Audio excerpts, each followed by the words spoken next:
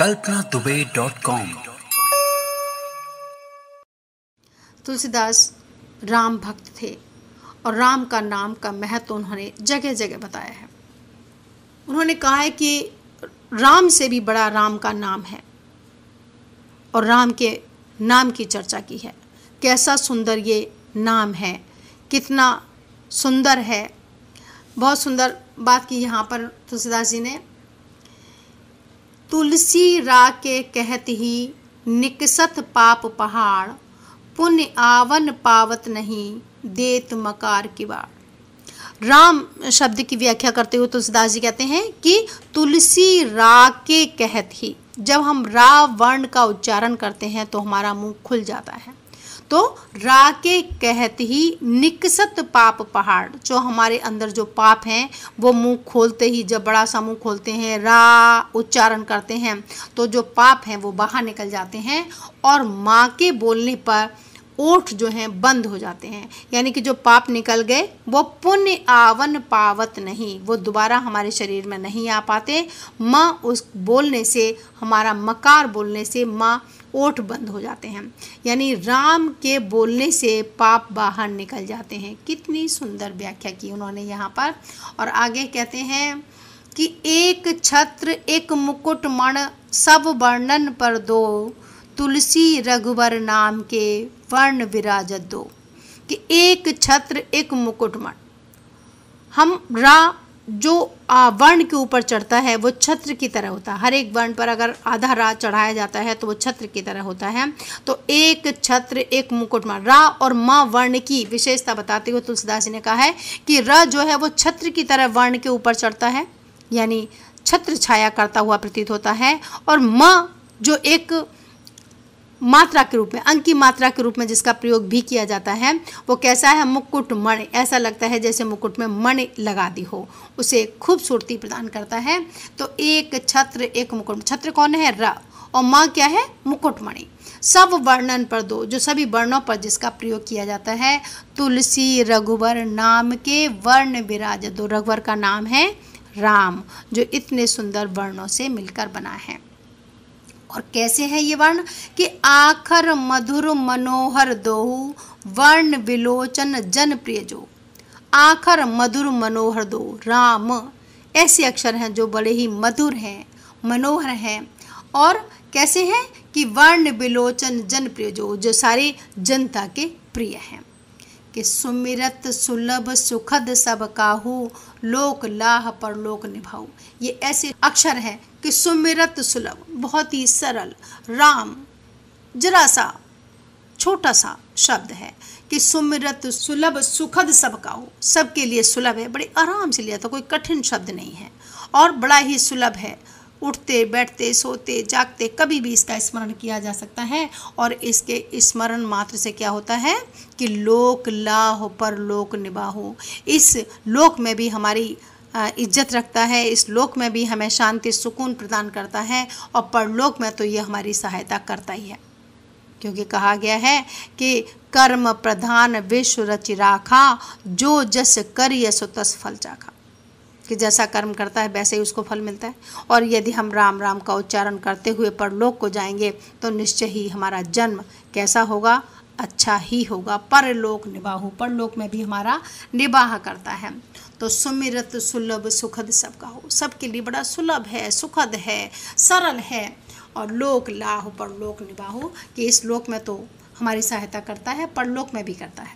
कि देखिए रूप नाम आधीना, रूप ज्ञान नहीं नाम बिहीना। कि किसी वस्तु को, किसी व्यक्ति को, किसी का भी अगर हम स्मरण करते हैं तो उस नाम मात्र से ही उसकी रूप जो है वो हमारी आंखों के सामने आ जाता है। तो देखिए रूप नाम आधीना, यानी किसी का भी रूप नाम के अधीन है। और रूप ज्ञान नहीं नाम बिहीना, और बिना अगर नाम नहीं है उस चीज़ का तो हमें उस वस्तु का ज्ञान ही प्राप्त नहीं हो सकता। तो बहुत सुंदर बात की कि नाम से ही हमें रूप का ज्ञान होता है। और कहते हैं कि सुमिरिय नाम रूप बिनु देखे, आवत हृदय स्नेह विषेखे। कि नाम, राम का नाम लेते ही कैसे होता है, आवत हृदय स्नेह विशेषे, कि राम नाम लेने से ही एक स्नेह की धारा मन में फूटने लगती है। कहते हैं आगे, बहुत सुंदर चर्चा की है कि राम नाम मणि दीप धरे, जीह दे हरि द्वार, तुलसी भीतर बाहिरो जो चाहत उजियार। कि राम नाम रूपी मणि को अपनी जिव्या रूपी देहरी पर रखिए, जिससे क्या होगा कि बाहर और अंदर दोनों ही जगह प्रकाश होगा। कि तुलसी भीतर बाहरो जो चाहत उजियार, आपके हृदय में भी उजाला करेगा और बाहर भी उजाला करेगा यदि हम राम रूपी मणि को अपनी जिव्या रूपी देहरी पर रखें। राम नाम मणि दीप धर, राम नाम तो मणि के समान है जो स्वयं प्रकाशित होता है, उसको अगर हम अपनी जिव्या पर रखें तो क्या होगा कि भीतर बाहिरो जो चाहत उजियार, कि हमारे अंदर भी और बाहर दोनों जगह उससे प्रकाश फैल जाएगा। कि राम एक तापस तियतारी, नाम कोट खल कुमत सुधारी।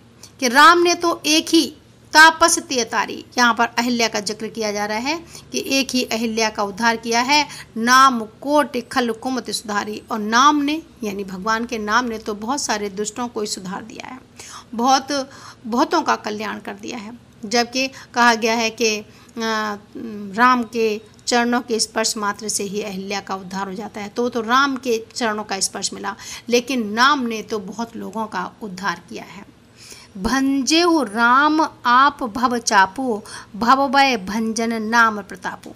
कि भगवान राम ने तो एक ही शिव के धनुष को तोड़ा था। आपको मालूम होगा कि सीता स्वयंवर में भगवान राम ने शिव धनुष को तोड़कर ही राजा जनक की प्रतिज्ञा को पूर्ण किया था और सीता जी का वरण किया था। तो राम ने तो सिर्फ एक ही धनुष को तोड़ा, लेकिन भव भय भंजन नाम प्रतापो, लेकिन नाम ने तो संसार से पता नहीं कितने लोगों को तार दिया है। आगे कहते हैं कि नाम अनेक गरीब निवाजे, लोक वेद बर विरद विराजे।